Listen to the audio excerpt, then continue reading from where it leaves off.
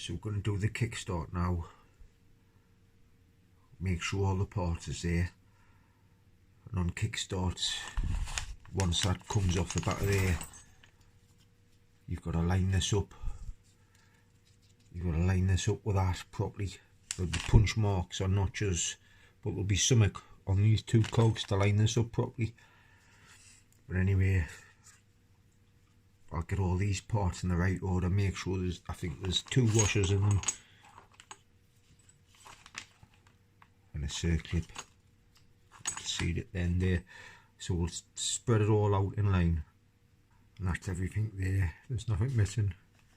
2 washers, a collar fit in there, that collar to keep the spring into this, a circlip which I haven't took off, which is there.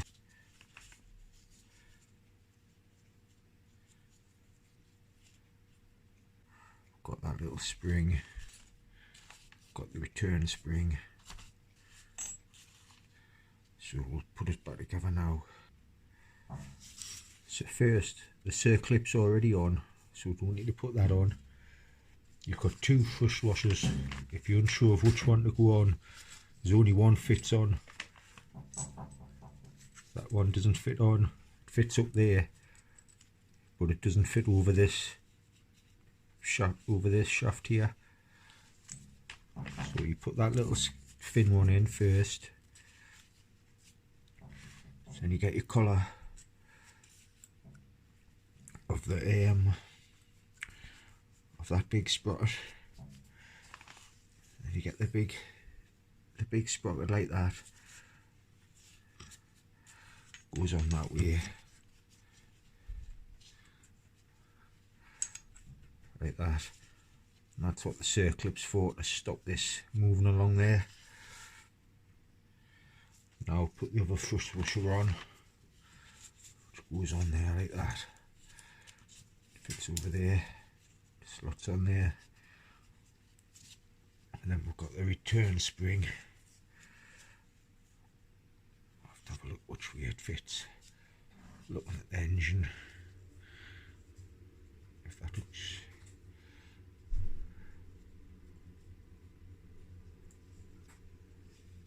Goes in that way. This part of the spring hooks into the casing, so the spring goes on that way. You can see in the middle there's that hole there. You get that bit of the spring and get it down into the hole, and there's that collar. That collar goes over there, and you lift this spring back up, and the collar keeps that spring. Wherever it's at, the collar keeps that spring into this shaft. So you can see the collar at the back there all pushed back, keeping this spring in.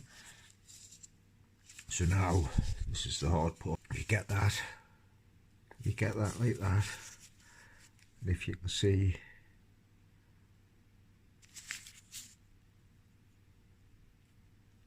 try and zoom in, you can see there's a punch mark there on this shaft,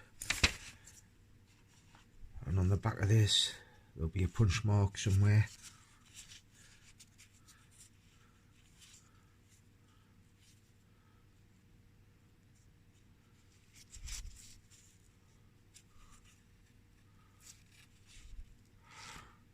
There it is, at the top there above my thumb. You see the punch mark?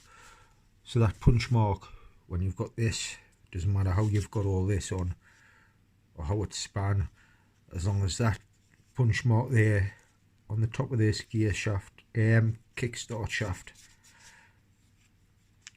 lines up with that, then that slides on there and lines up with that. So those 2 notches are lined up now. That's how your kickstart shaft should be looking. Then we're just left with the spring, and the spring just sits on the back. So we'll just keep all that together. So we could put it in a minute. But that's how you do a kickstart on a on a cr80 and a cr85. Just try and keep it like that so it doesn't drop apart.